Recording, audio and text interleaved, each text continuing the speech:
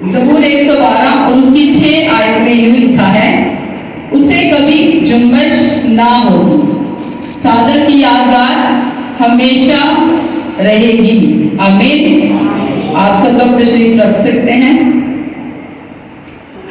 एक ऐसा आदमी, राइचियस मैन, जो खुदावंद के साथ वफादारी से चलता है, जो खुदावंद के साथ रास्तबाजी से चलता है, जो सीधा चलता है, स्ट्रेट चलता है, जो ना दाएं मुड़ता है ना बाएं मुड़ता है, लेकिन उसकी नजरें किसकी तरफ होती है?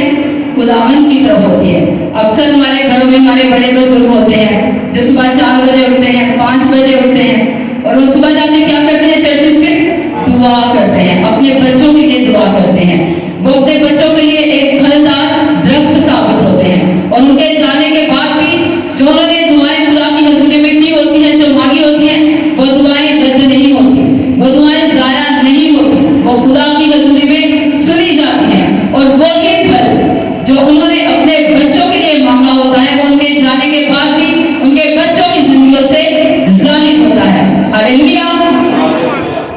बाइबल मुकद्दस खुदा का कलाम है, और ये हमें हुक्म देती है कि हम कुछ शख्सियात, वाक़ियात, दिनों, चीजों को याद रखें। जैसा कि खुदा के कलाम में लिखा है, याद करके सब्बत का दिन पाक मानो।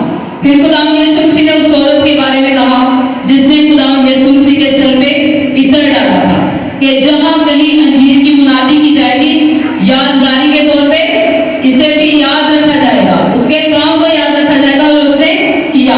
आमीन।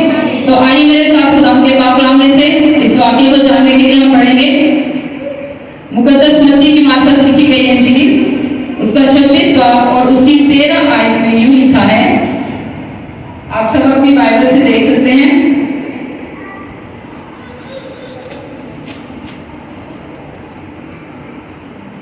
और जब यीशु बैतनिया में शमाउन कोढ़ी के घर पे था, तो एक औरत संगे मरमर के इत्रदान में कीमती इत्र लेकर उसके पास आई, और जब वो खाना खाने बैठा तो उसके सर पर डाला।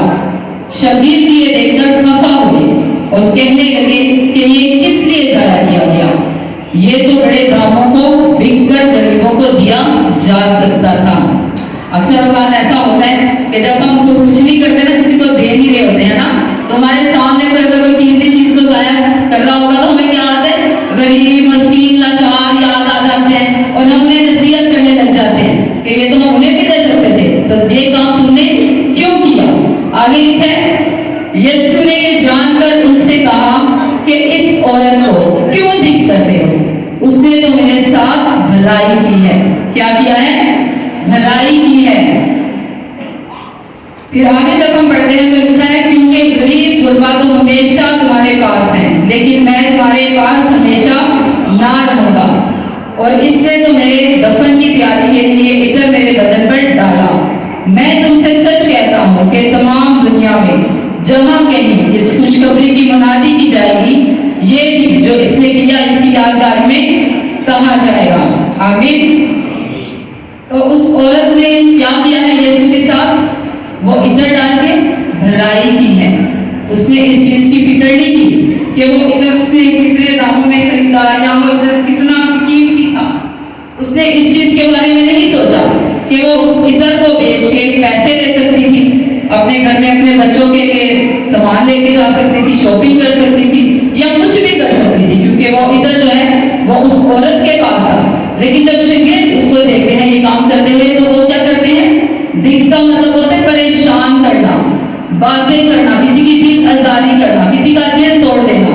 तो वो क्या कर रहे थे? उस औरत को बातें सुना रहे थे। तो वो औरत जो है, हम देखते हैं कि वो औरत इस पूरे वाक्य में कहीं नहीं बोलती, वह खामोशी से अपना काम जो है वो करती रहती है। लेकिन जब वो खामोश होती है तो कौन बोलते हैं उसके लिए? कौन बोलते हैं?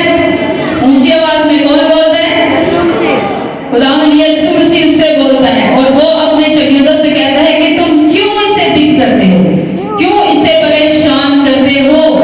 क्योंकि गरीब गुरबा तो हमेशा तुम्हारे आसपास रहेंगे, तुम कभी भी उनकी मदद कर सकते हो, तुम कभी भी कुछ भी कर सकते हो, लेकिन मैं तुम्हारे साथ हमेशा ना रहूंगा।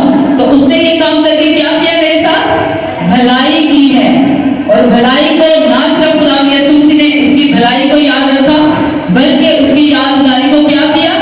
ہمیشہ ہمیشہ کے لیے قائم کر دیا اور کہا کہ جہاں کہیں کلام کی منادی کی جائے گی اس کی یادگاری بھی اس کے ساتھ ہی کی جائے گی، اس کا نام بھی لیا جائے گا، اس کو بھی کبھی بھولا نہیں جائے گا۔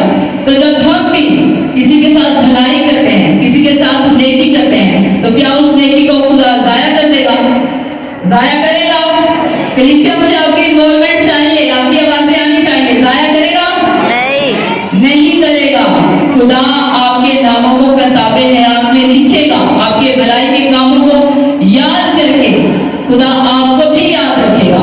اور دوسری بات یہاں پہ میں یہ کرنا چاہوں گی کہ ہم اس عورت کے صبر کو بھی ہم یہاں پہ دیکھتے ہیں کہ وہ عورت کیا کر رہی ہے، کوئی جواب نہیں دے رہی، وہ چپ کر کے باتیں سنتی جا رہی ہے کہ شاگرد کیا بول رہے ہیں، کچھ جواب نہیں دے رہی، خاموشی سے وہ عزت جو ہے وہ خدا یسوع مسیح کے سر میں ڈالتی جا رہی ہے۔